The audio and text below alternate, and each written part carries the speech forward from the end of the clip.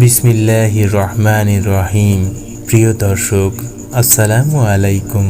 আজকে আমি আপনাদের সামনে পবিত্র আসমানি কিতাবের বিশেষ সূরা নিয়ে হাজির হয়েছি, যে সূরার ফজিলতে অভাব অনটন সমস্ত ঋণ কষ্ট দূর হয়ে যাবে। এই সূরাটি শোনার ওসিলায় আশা হাজত সমস্ত নেক উদ্দেশ্যগুলো পূরণ হতে শুরু করবে। এই সূরাটির এতই ফজিলত যে আপনি এক দিয়ে শুনতে থাকবেন, আরেক দিয়ে আপনার সমস্ত আশাগুলো পূরণ হতে শুরু করবে। খোদার কসম করে বলছি, উক্ত সূরার বরকতে আল্লাহর দরবারে দোয়া কবুল হয়ে যাবে।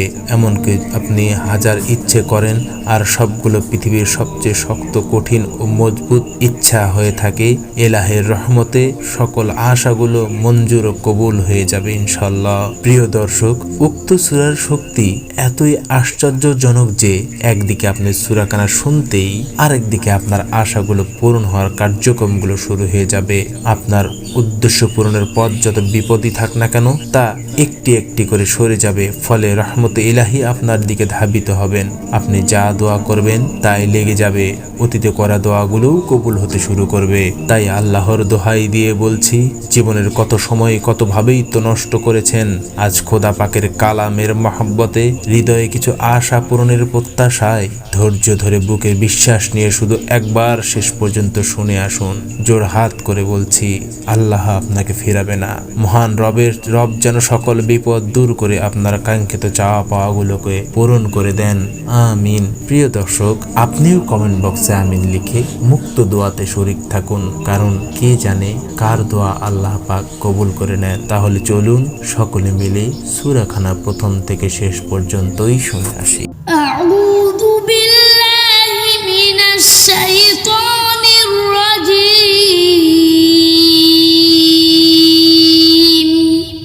বিসমিল্লাহির রহমানির রহিম। আবাসা ওয়া তাওয়াল্লা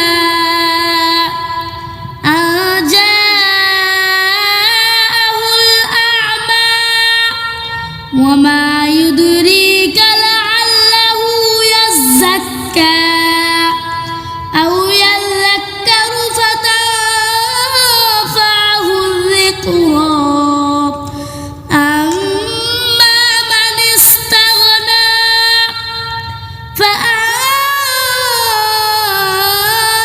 له تصدى وما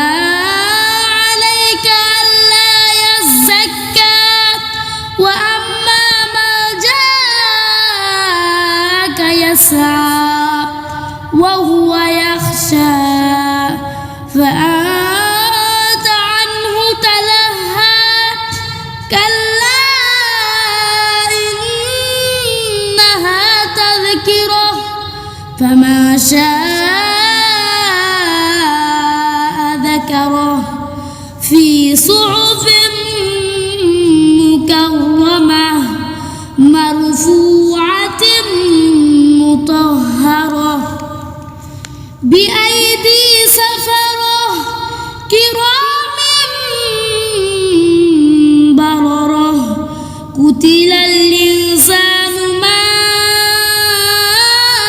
أكفره من أي شيء خلقه من نطفة خلقناه فقدره ثم السبيل يسره ثم أماته فأقبره ثم إذا شاء أنشره كلا لما يقض ما أمره فلينظر الإنسان إلى طعامه أنا صببنا الماء صبا ثم شققنا الأرض شقا فأنبتنا فيها حبا وعنبا وقضبا وزيتونا ونخلا وحدائق غلبا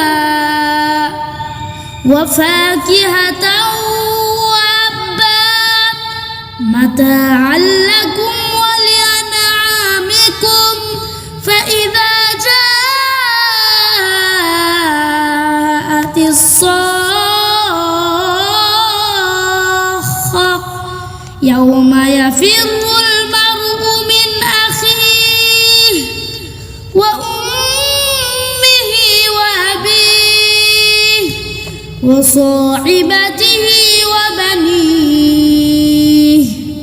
لكل امرئ منهم يومئذ شأن يغنيه وجوه يومئذ مسفرة ضاحكة مستبشرة ووجوه يومئذ عليها غبرة ترهقها قترة أولئك هم الكفرة الفجرة صدق الله